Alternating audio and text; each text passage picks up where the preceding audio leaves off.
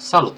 Vă vorbeam într-un video anterior despre ce i s-a întâmplat cuiva din familia mea atunci când conductorul PEN s-a rupt la etajul 8 și etajele 9 și 10 de pe scară au rămas fără conductorul PEN și după cum știți, în momentul în care se pierde conductorul PEN, ai faza care îți intră direct în apartamentul tău în mod normal și pe conductorul PEN, prin consumatorii celorlalți vecini care sunt legați pe celelalte faze, evident că ți ajunge și o altă fază și după cum știți, între două faze întotdeauna avem 400 de volți. Bineînțeles că trecând prin consumatorii, tensiunea poate fi undeva pe la maxim, să zicem, 380 de volți, dar a fost suficient această tensiune să ardă cam tot ce a fost prin prize, prin apartamente. A fost destul de multe electrocasnice arse și atunci distribuitorul a schimbat fuzibilele de la etajul 9 și 10 din tablourile de pe palier. Le-au schimbat pentru că se cam afumaseră și haideți să vedem și ce au pus în locul fuzibilor, siguranțelor fuzibile. Acesta este tablou în acest moment, așa arată. Este refăcut după ce s-a rupt penul la etajul 8, cum v-am mai spus. Vedeți în această imagine că era destul de afumat și acesta a fost motivul pentru care s-au gândit să schimbe protecțiile. Dar ce protecție au pus? Practic nu au pus nicio protecție, pentru că acest dispozitiv este doar un separator în sarcină, nu are protecție magnetotermică, adică nu oferă protecție nici la suprasarcină și nici la scurt circuit. Dacă aveți dubii, deși după cum vedeți în această imagine se vede clar că este vorba despre un separator mecanic în sarcină care întrerupe cei doi poli, dacă este să ne uităm direct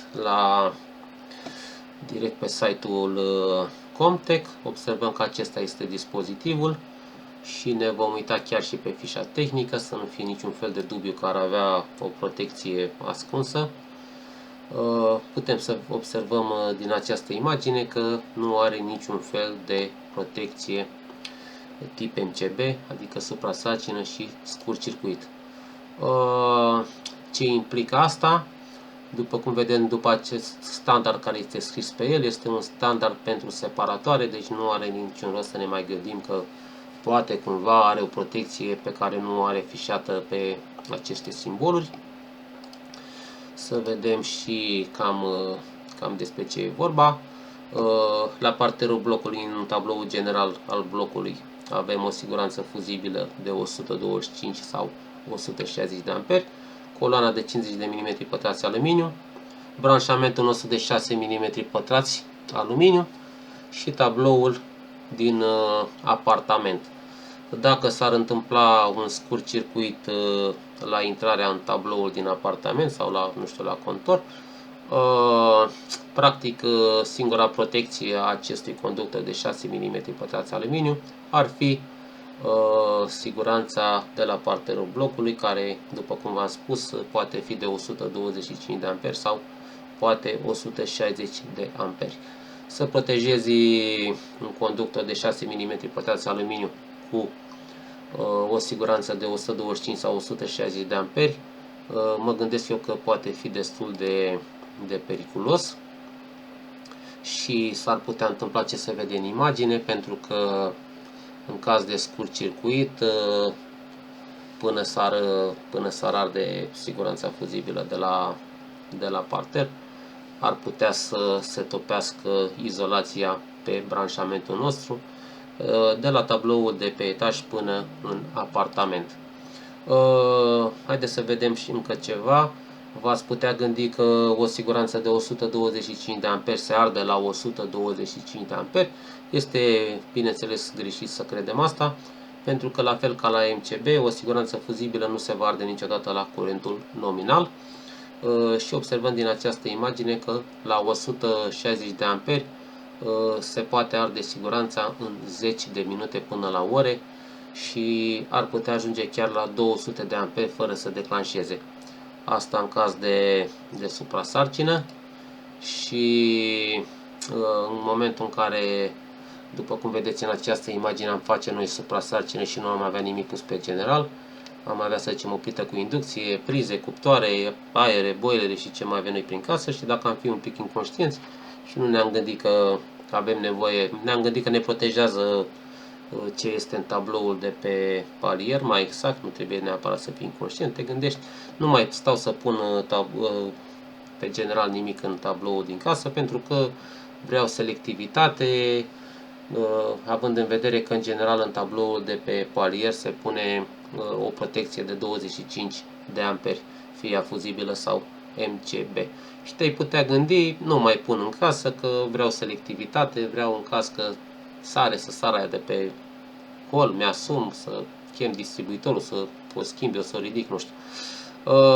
Sigur că ar fi foarte greșit, pentru că am putea să ajungem la 40, 50, 60 de amperi cu consumatorii de prin casă într-o situație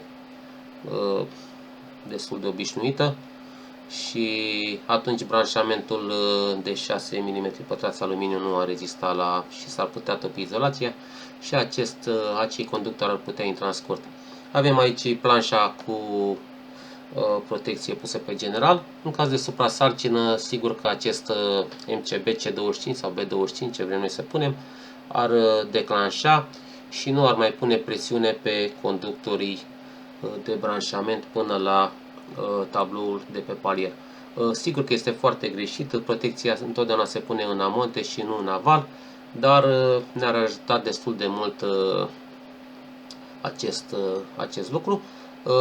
Dar închipuiți-vă că s-ar face scurt undeva pe intrarea în acest MCB pus pe general, și atunci singura protecție care ar declanșa ar fi aceste fuzibile de 125 sau 160 de amperi.